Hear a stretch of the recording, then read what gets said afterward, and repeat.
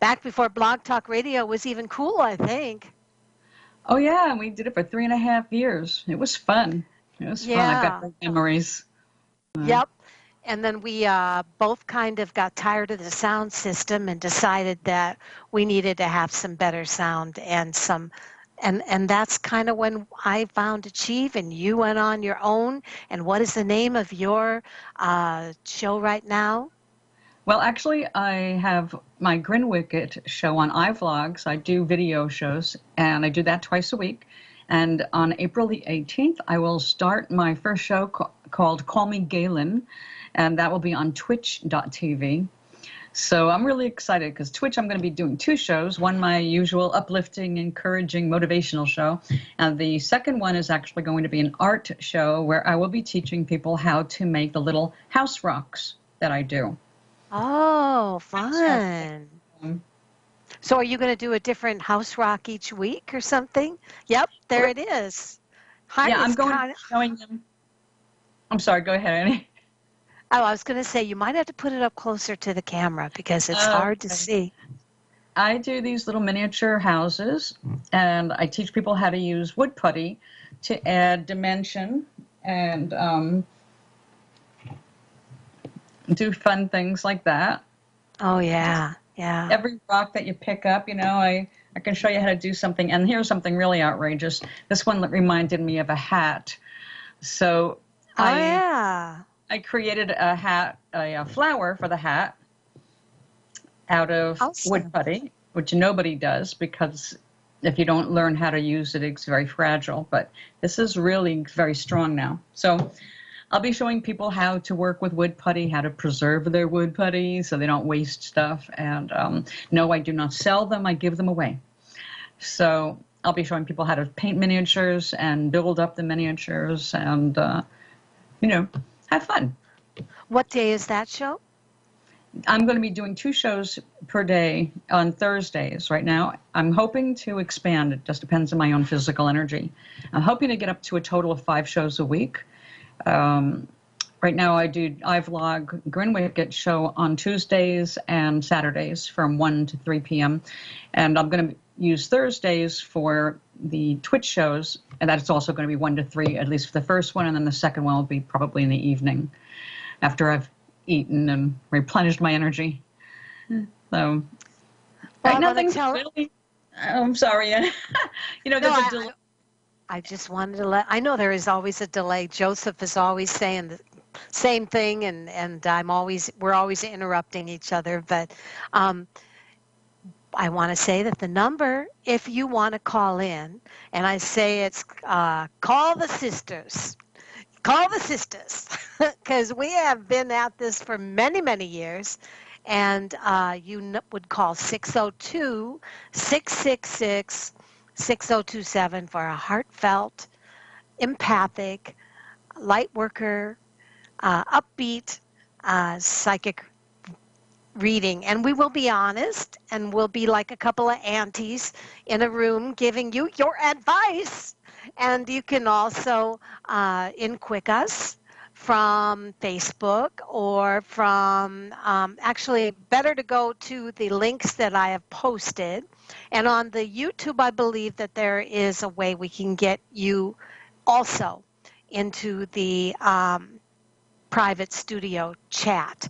So that saying again, today we want to discuss a couple of things.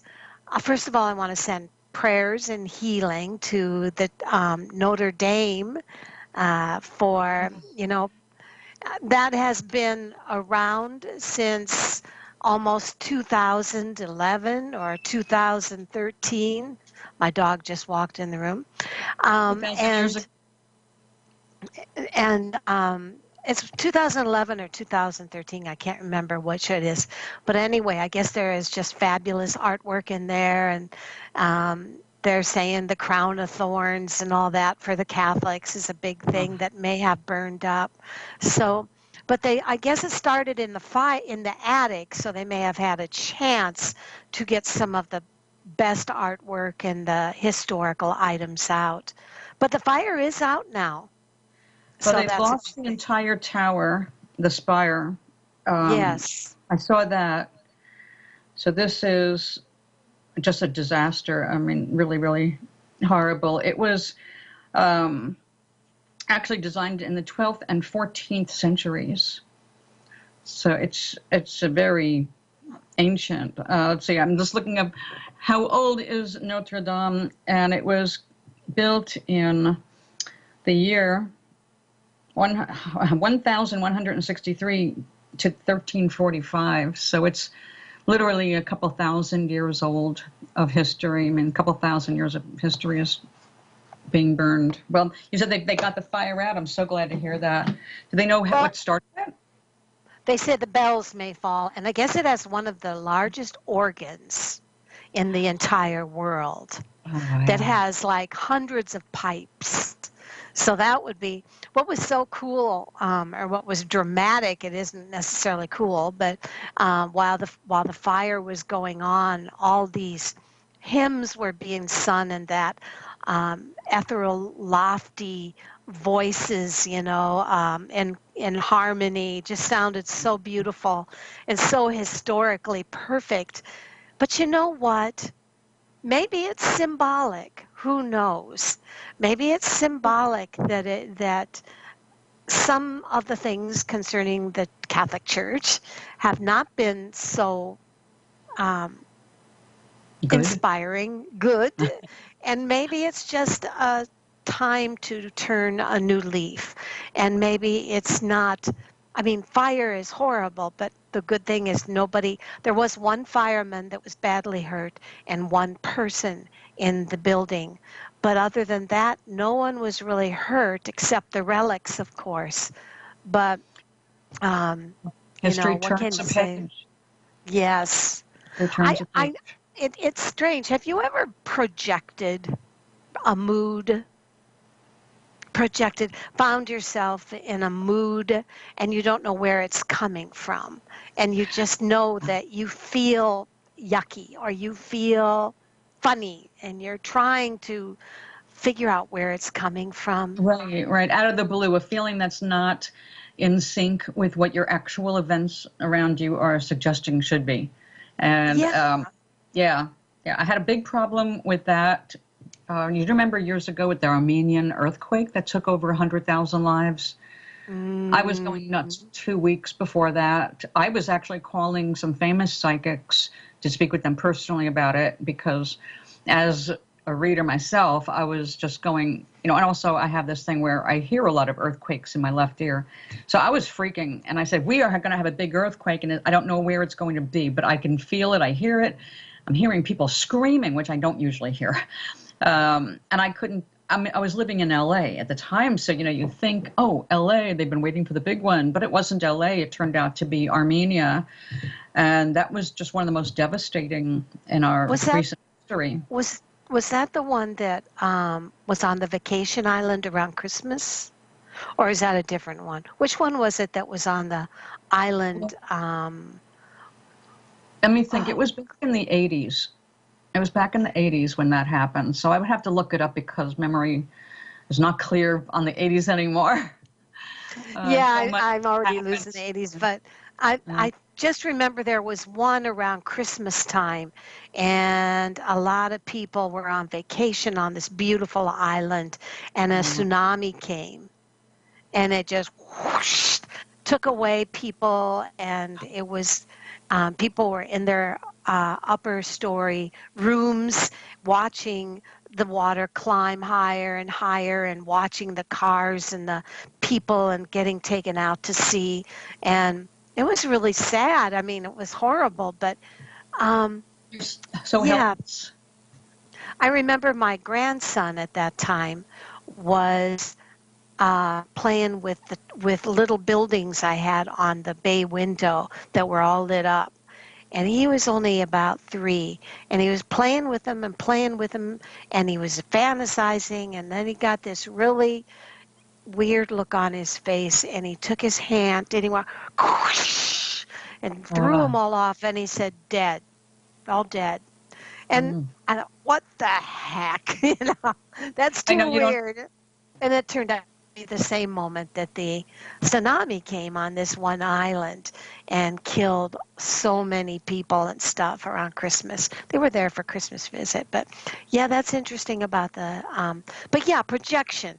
Projection is a weird thing because I think what it does a lot of times is like, especially for people that are going through a hard time and they can't pay their rent or they can't pay their bills or they're having office dispute or political problems at work or the cars broke down and they can't and it's so easy to then take that and internalize it and not realize that you're treating everyone around you with complete pushing everybody away and wondering, oh, great, everybody's walking away from me. Now what? And it's just this sense that I kind of wanted to make people aware of projection. Be sure that in spring, you clean the slate of your past garbage and realize that this is a good time to be able to project as much as possible the things in your life that are good with a higher frequency. What do you think about frequencies? Do people send out different frequencies, do you think? Absolutely. Absolutely. Our vibrations are something that we're transmitting constantly. And I think it's really important for people to be aware of that, not just for their own ability to manifest greater and better things in their lives. If you're operating at a low frequency, which, by the way, that has a color, it's red. And notice how red is associated not just with lust. I know it's like Valentine's Day, but before that, it's a low vibration. And it's... Is it really? It's also the first chakra. It is. It's our, exactly. It's our basest, most primal chakra, our animal chakra, if it will. I mean, it's like our raw sexuality, but it's also the color that is tapped in with anger. And anger is the exact opposite of where we're trying to head, which is the energy of love.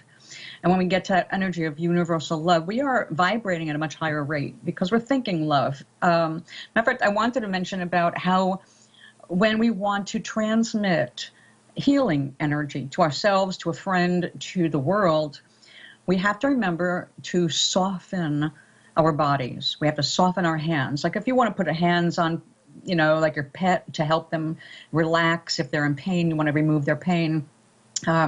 If your hands are tense because you're upset, you're not transmitting anything.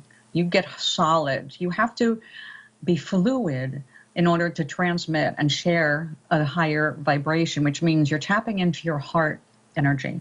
You're tapping into your higher spiritual energy. But when we're afraid and when we're panicking, like when my dog got bit by a copperhead snake on her mouth, and she was in absolute pain. But a long time ago, it's been a long time, but that was a terrifying thing. We got her to the vet, but there was only so much they can do, and then the animal has to basically go through it. So I was working to relieve her pain. And that's when I was really understanding how when you are afraid, we are vibrating at a lower frequency, that we're more tapped into the primal fear, we're red. But we want to raise that to more like the pink. When we think of the heart chakra is not red, it's pink and green, like a lime green, like a rainbow tourmaline or a watermelon tourmaline.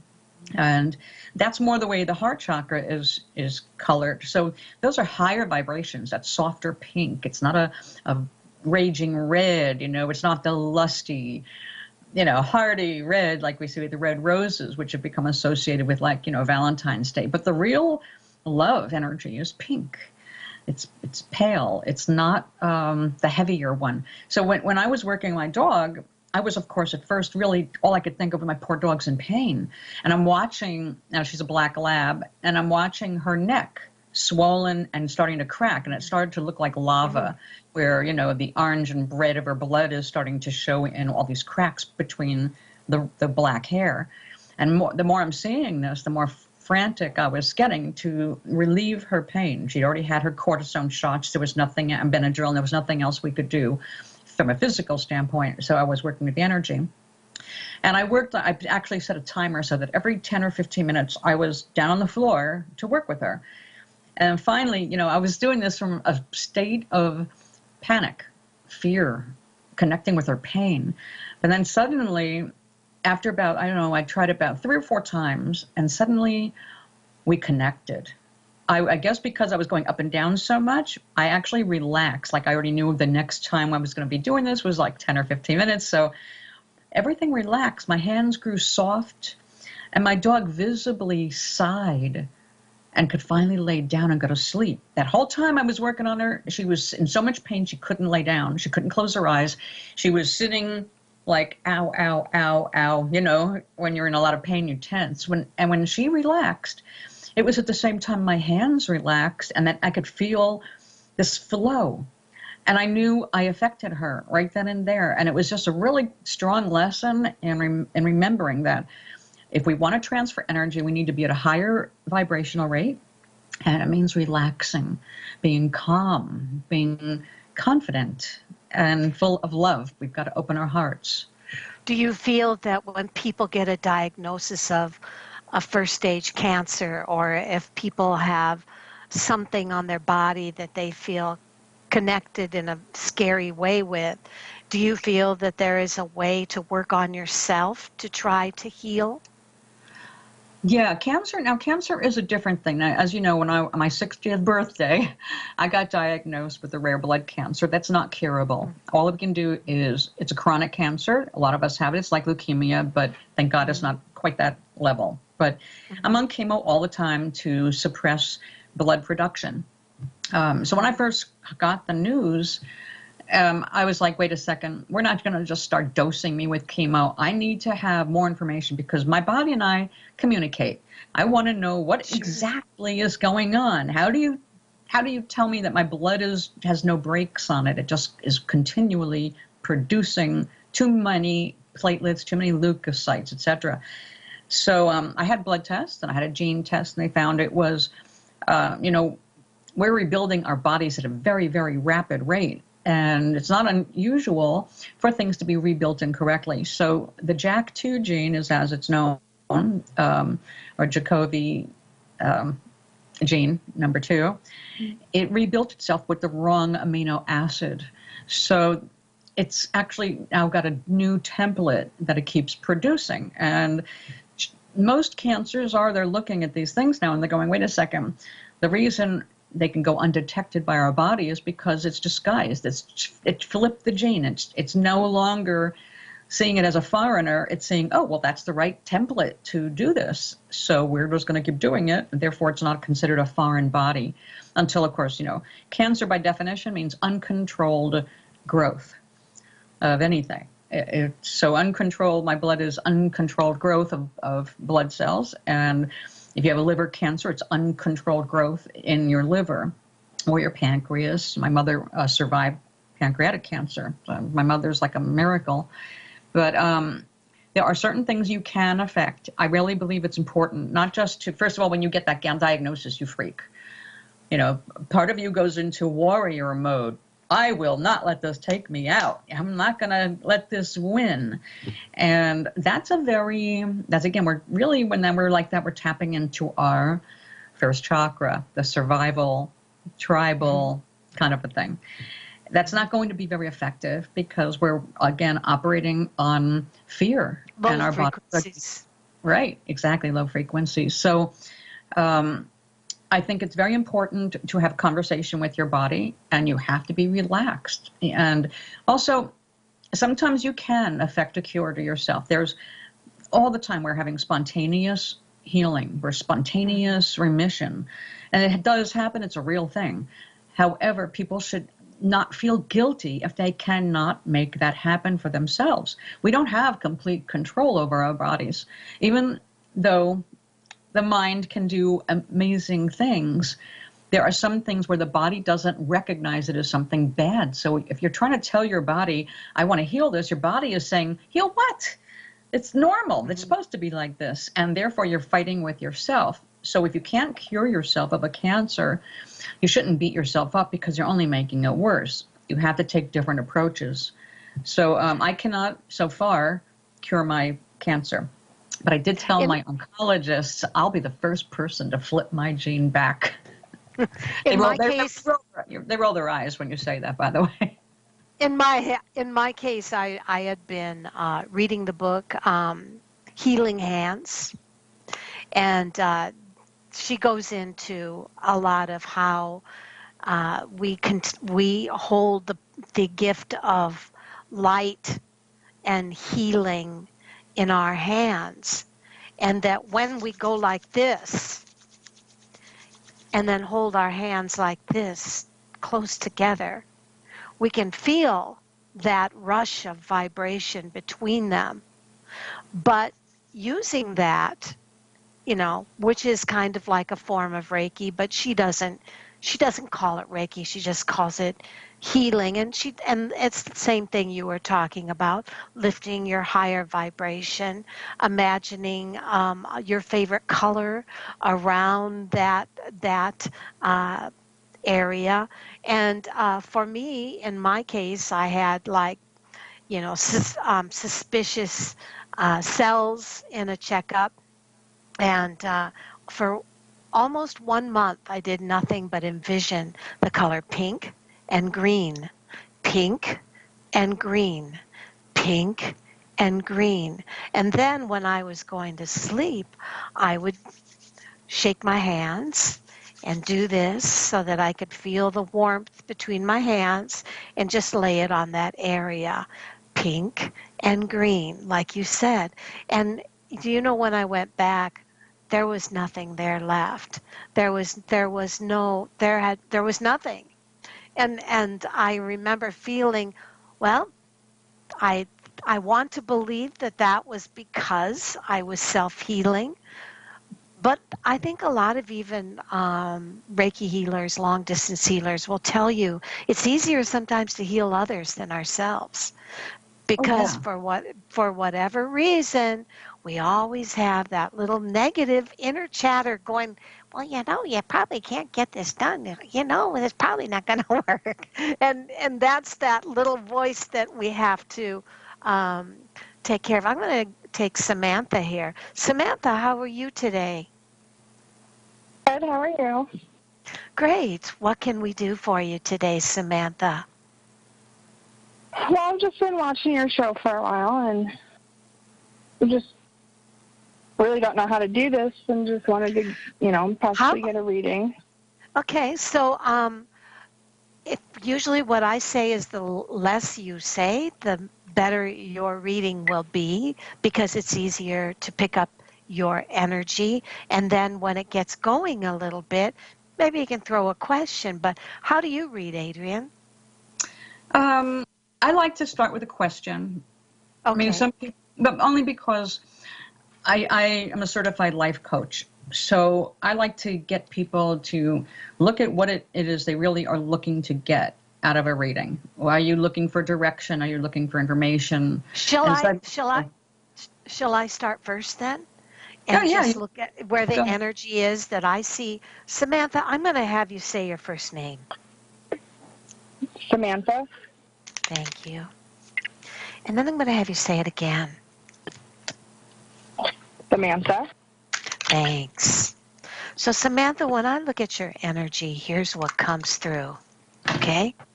It says, for the most part, you're the kind of person that has a flowing, relaxed personality, but lately, for whatever reason, you haven't felt, either you feel as if you're not being supported in a situation, in a relationship or career move, and that you also have had some trust issues, a sense that you feel that either you don't believe what somebody has been telling you, or you don't believe in your own potential to be supported in a relationship or career move. But it says, this all goes two ways, Samantha. It's saying, don't forget to be flexible. Remember, what you put out is what you get back. So if you're feeling as if you're not being supported lately, and if you feel as if you can't trust what's going on around you, then probably that's what you're going to get back. But it says the good news is things are going to flip into a much better direction. And I feel that that's going to happen sometime around late May, June. I'm going to hand this over to Adrienne. Adrienne, go for it. Okay. All right.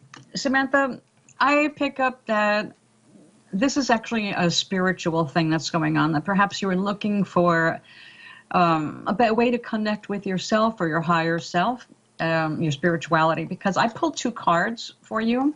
I'm going to show them to you right now, and let's see if they hit home. One of them is a lesson, and one of them is a suggestion. The first thing is meditation.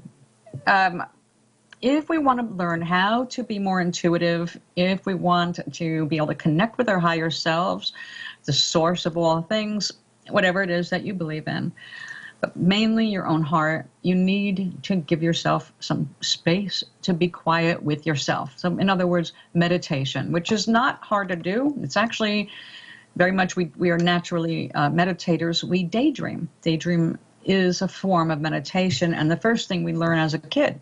Just, you don't have to be taught how to daydream, you just kind of drift off. That is a meditation. But this would be setting aside deliberately a few minutes every day to just chill out and turn off all of the stuff outside of you so you can start to connect with yourself. Second card is basically a lesson. I'm going to teach you how to do this. Calling on your runners. Think of a runner as a spiritual guide that is taking your wishes, your dreams, your requests from God, the universe, and everything, and carrying it directly to source, like an intermediary. A lot of us are raised where we feel kind of weird going directly to source for our requests or help with our decisions. The thing is that we don't really need an intermediary, but it does help sometimes to visualize one. So in calling on your runner, a runner is one, as a guide, think of it as a spirit guide, that will come up to you and you have it'll have its hands out, maybe holding a little bowl, and it's saying, go ahead, see in the theater of your own mind what it is you want to achieve or what you want to attract into your life, and then hand it to me. And I will take it directly. So this is the theater of your mind where you have to first focus clearly on what it is you want, whether it's a stronger connection to the spiritual world or a stronger connection with your own body. And then once you have a clear image of it, you give it to your runner. You just drop it in the bowl and they just take off and fast as lightning, bring it directly to source. And then you don't have to think about it anymore. Matter of fact, it's good if you don't think about it anymore, because the more you put into it, the more you're starting to doubt. So once you make your request of spirit, set it free, like an arrow. You focus, you let go of that arrow, and assume it's going to meet its mark. So now that we have both spoken, would you like to, do you have a question specifically? Not really a question, but like I have been like reading into more like spirituality and mediums and healers and stuff like that. And I don't know, I just feel like there's something bigger out there for me. There is. If you don't meditate, you're not going to connect with it. You have to give yourself that peace, that quiet, to remove some of these mental obstacles. So simple meditation is to just sit there quietly, and as things come up to your conscious mind, like a shopping list or last argument you had or whatever it is that's disruptive to your thoughts, I want you to just picture that being like a car and a train that's just going by, and you say, I see that. I recognize you. I'll think about you later. And then, again, you want to center yourself. When something else comes up, again, it's just another car in that railroad or that train, and watch it go by. No reaction. If you start to talk to it and you start to react, you're taking yourself out of that meditative state, and now you're going in a little circle in your mind, and nothing's getting solved. But the brain will keep doing this, so you have to get into the practice, and it gets easier the more you do it. So let's say you try this for the next 10 days. By the time you have hit day 7, you're going to understand exactly what I'm talking about. It'll be very, very much more intuitive, and you will start to blossom. You will start to connect with your higher spirit, and you will be able to ask the questions and have the answer appear in your heart and your head. So Adrienne, you have to trust. Adrienne, Go ahead. I would like to confirm what you're saying, because when I pulled 3 of cards on her, the first one, Samantha, came up. Remember, your reading said you have to ground yourself. So grounding, it says centering and ground yourself despite the emotional upsets that you may be having. The second one that I got says, when you choose to be debt-free and live a more financially secure life, you will find that just the confidence in that gives you the affluence that you are wanting. Now, the third thing in also relation with what Adrienne said is intuition. So you're right. Your guides and angels are directing you to the right people, places, and jobs that you will enjoy in the future. So paying attention to what Adrienne said about meditation, understanding that it's only going to happen when you're relaxed. Sometimes it happens in the shower, sometimes it happens on the john, sometimes it happens when you least expect it, but it's always going to be in a quiet moment. And it says you are going in the direction in 2019 of having much more I think the direction that you're seeking. So pay attention to what Adrienne said. And yes, I also will confirm with you that I see the same thing you're feeling. Okay? All right. Thank you. Thanks. You're welcome. Okay, Russell is, hi ladies, good show, he says. Russell, do you have a question by any chance, if you're there or not? Russell is not in the call room. He has been before, but he just puts up a thumbs up. So I am going to take you to Anita. Anita, what can Adrienne do for you? Hi.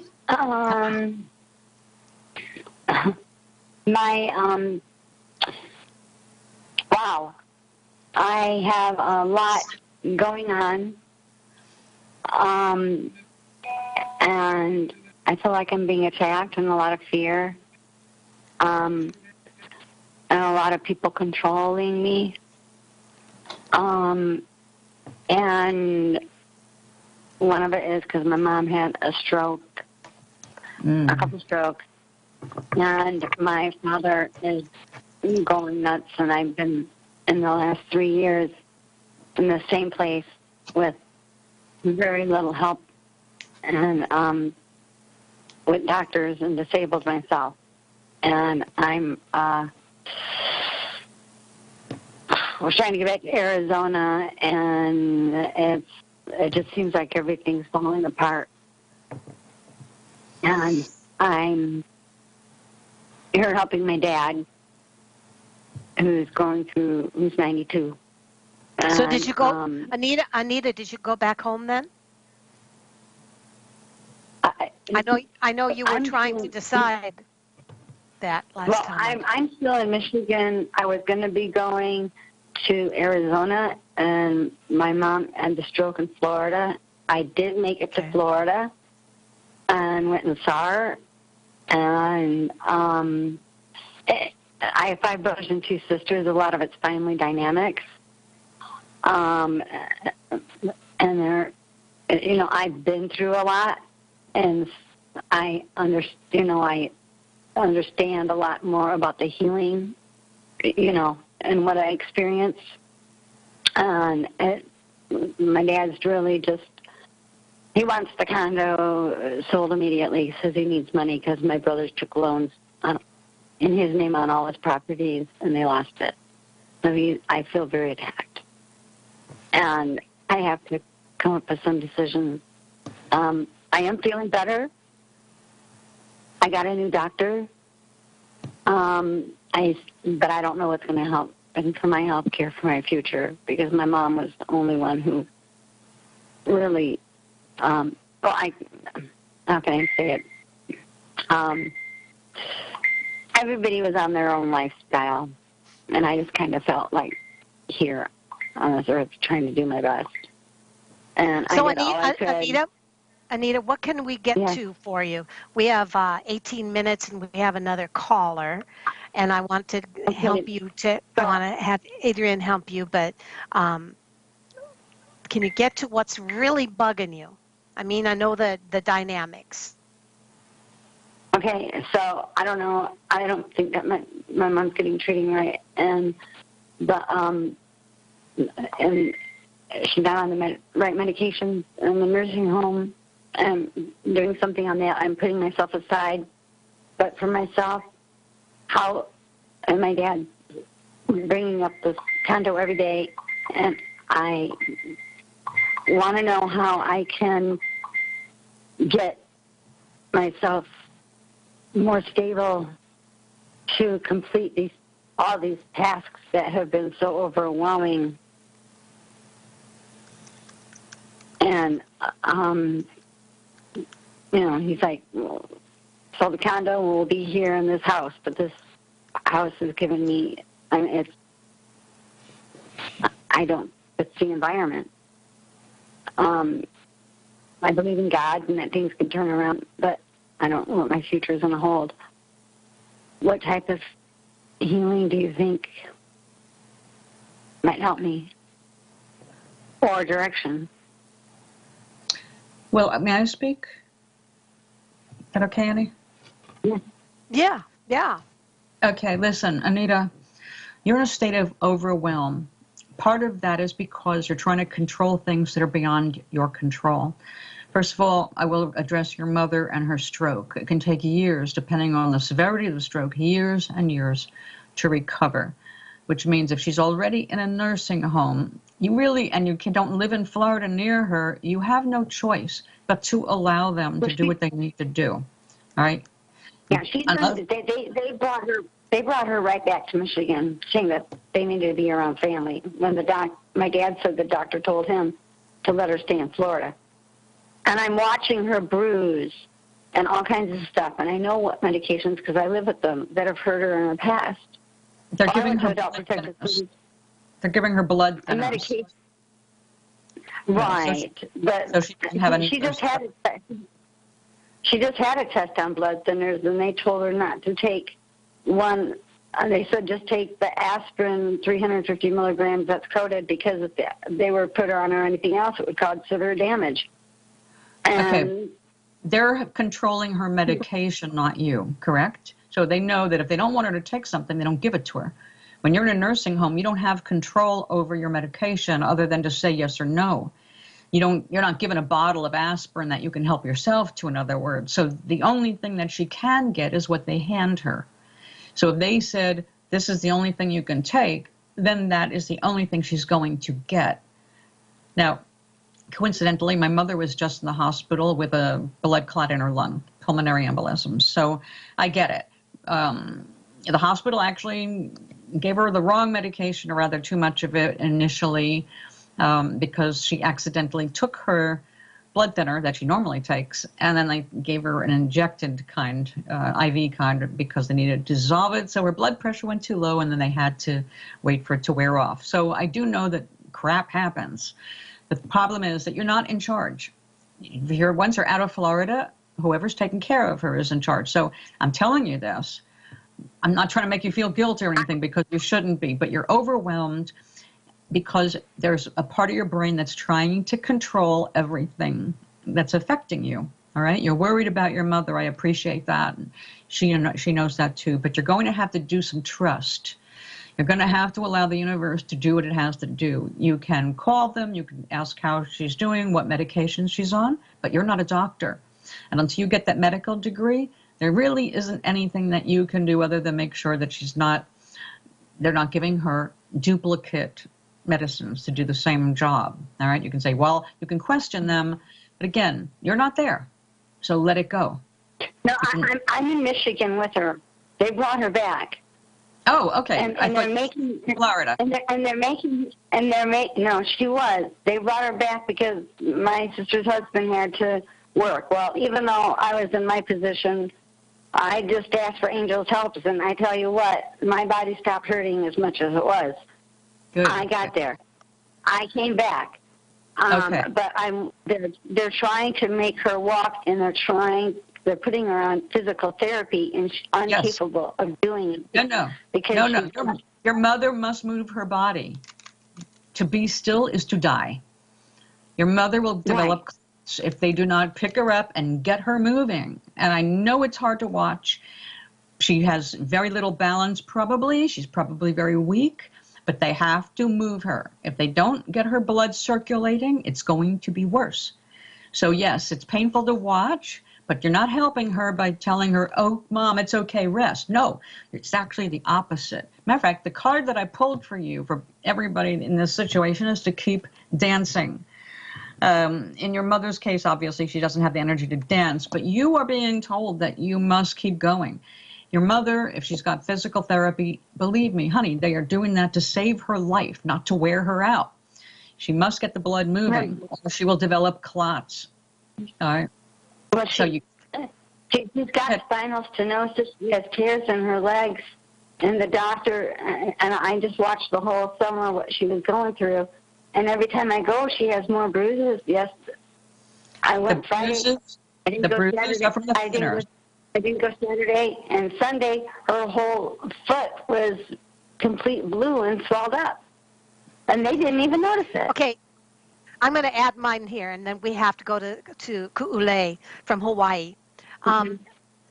We have, I want to tell you, Anita, the card I pulled on you was to ground yourself. Yep, because it says until you center and ground yourself, you're no good for anybody. Oops, I hate that. There you go. So grounding means that even though you're emotionally upset and you want to cry and you want to rescue Mom, maybe at this particular time, and doctors can over-doctor. I understand that, and it's a real problem. But on the other hand, daughters can over-worry and create more problems, and your mom needs you to stay cool and calm right now from what your reading said. Thank you for joining us, Anita. And we have to go to the next person. I wish you well, honey. I wish you well. I know it's hard. Okay, thank you. Take care, baby. Hey, Ku'ule, how are you today? Aloha. Aloha. It's good to talk with you again. I know it. How are you? Well, I'm not the best in health, and that's why I'm calling. So I am asking for any messages regarding my current health problem that started right after the death of a friend in February. And it's been, treated, but new things are coming up. It's just not resolving. And so everything on planet Earth is being done for me, but that's possible, and maybe there's more, but, there's more than one level to a condition. So I'm seeking any kind of insight that might be helpful in helping clear up this, it's bronchitis. Oh, bronchitis. You were going through that, weren't you, Adrienne? Pneumonia. I had viral pneumonia. Actually, at the hospital for my 65th birthday. Yay! Well, actually, I might have had that as well. They just didn't catch it at first, so it's been hanging in there. Yeah, bronchitis can be really tough to beat, but you're in the winning streak here. It just takes time. But I've got a couple of cards I can show really quickly because we know that you need some help really fast. So there's two things I've got for you. All right, the first one is to feed your spirit. If you let yourself get depressed, if you let your energy drop, now we know you're facing a physical challenge here, but if your emotional stuff, because of this loss of your friend, you are basically too empathetic, and that's one of the reasons that your spirit is not just bouncing back. Also, bronchitis, as we get older, is tougher to beat. You have to be very careful, not expose yourself to smoke and pollutants. Very important. But you need to feed your own spirit. You've got to do things to cheer yourself up, light a candle, go watch the ocean. Whatever it is that cheers you up, you need to be doing some of that. When your emotional body is starting to heal, you will feel your physical body going along for the ride. Another thing, because you are very empathetic, you need to cloak yourself in light. This is where you imagine your aura. I mean, we all have an aura, you know. I don't have to explain what an aura is, right? You know what our human energy field is.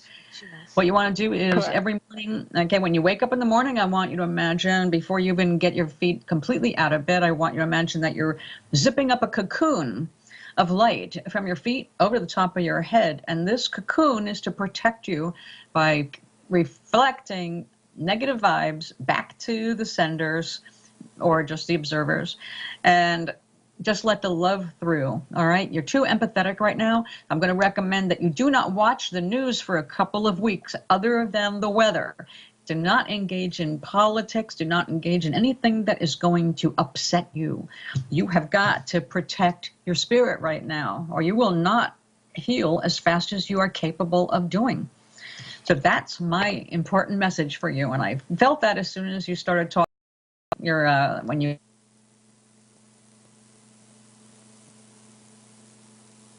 together. Okay. There you are. There was you kind of froze there for a minute. Ku'ule, what I show is that it was just damn unfair that your friend, whom you thought was one of the people that you had total faith in and was a really good person, and she was one of the few people that you knew that walked her talk. And there's a sense that when she left this earth, you went into, you gotta be kidding me mode, because believe is right side up, but it's upside down, which means opposite. So emotionally, you got hit by a baseball bat. Your reality got hit by a baseball bat. But here's the thing. Now, instead of absorbing the negative, now it's your job to take her spirit on in your life and accomplish the goals that she would have accomplished. This gives you the ability, and excuse my concept, but it's almost like, I believe when someone we love dies and it's a best friend, we almost become pregnant with their soul. And we take on all the best qualities of their personality that we love. So instead of seeing it as a baseball bat hitting your reality and smashing it 10 times over, now it's your time to take the opportunity to present her dreams as a part of yours. They don't have to be exactly like yours, but what it means that you are two people now. You are her spirit because now she is a part of you, which guess what? Empowers you. Now you can recognize and appreciate all the things that empowered her, because you are her and you are you and you are twice as strong. And understand that it doesn't matter if anyone else understands the letdown of your reality when she left this earth. But everyone leaves this earth at some time. But it's always beautiful to have a best friend or somebody that we know we can kind of jump into their essence and become a part of them. So you carry two of you to make you better, two of you to make you strong, and you got to take on some of those dreams that she wanted to fulfill. It's your new mission, okay? Oh, wow. Thank you. So that's what I have. And that's wonderful. I hadn't thought about it. I did think about, what her dreams were. She was only 29, and that's very interesting. What did you admire most? What did you admire most about her?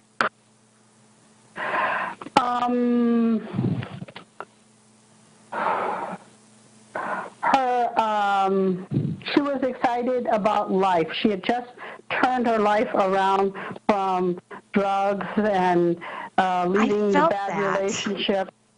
Yeah, and I was her mentor, and we had only been doing that for since December, and then she was tragically killed.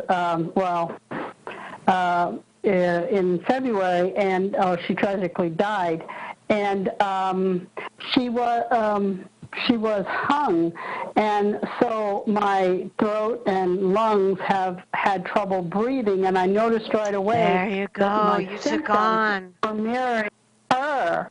Yeah. But I haven't been able to release all of it. The good thing is I haven't, initially I had depression and so forth, or just sadness, not depression. And so I'm doing really good in those manners. But it hasn't totally left me. Now you let go of taking on that aspect of her and take on her blessings and empower yourself with two of you. Gotta go. We have one question left. Okay? Thank you so much. Aloha. Aloha, baby. Bye-bye.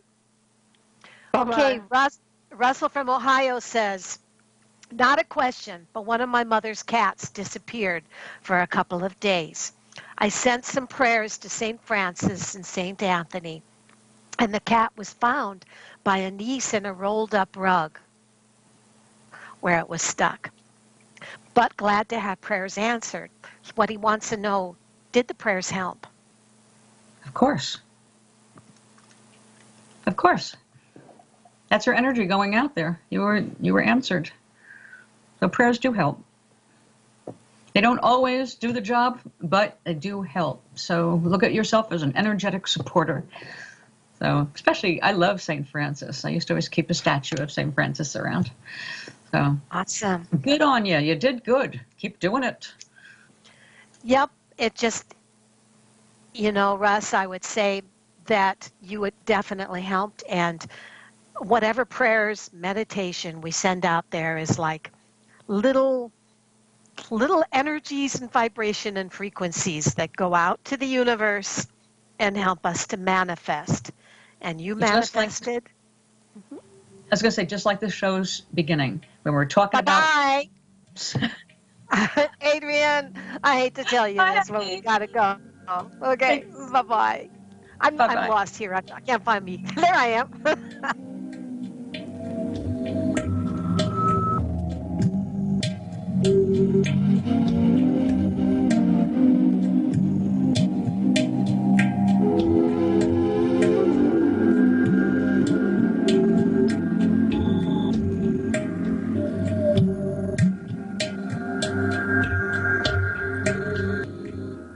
Hi, I'm AnnMarie. Welcome to Achieve Holistic, Spiritual, and Self